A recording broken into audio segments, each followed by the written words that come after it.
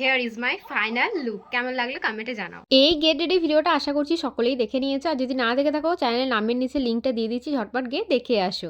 আর ওখানে আমি বলেছিলাম যে আমি একটা নিমন্ত্রণ বাড়ি যাওয়ার জন্য রেডি হচ্ছি। তো রেডি হয়ে এখন আমি চলে এসেছি পড়াতে, টিউশন পড়িয়ে তারপর যাব। তো পড়ানোর পর এই যে আমি এখন রাস্তায় দাঁড়িয়ে আছি, যেহেতু রাস্তাটা একটু চিনতে পারছিলাম না, তাই কাকা আমাকে ফোনে বলে দিচ্ছিল আর আমি যাচ্ছিলাম। তো গিয়েই ফার্স্টে খেয়ে নিয়েছিলাম হচ্ছে স্টার্টারে চিকেন পকোড়া আর কফি। আর কফি টফি তো আমি অত খাই না, আর অলরেডি টিউশন পড়াতে গিয়ে আমি 1 কাপ দুধ চা খেয়ে নিয়েছি, তাই আর খাওয়ার কোনো প্রশ্নই ওঠে না। তারপরে স্টার্টার খাওয়ার পর এখন চলে এসেছে আমাদের বার্থডে কেক আর তার সঙ্গে আমাদের মেন কোর্স।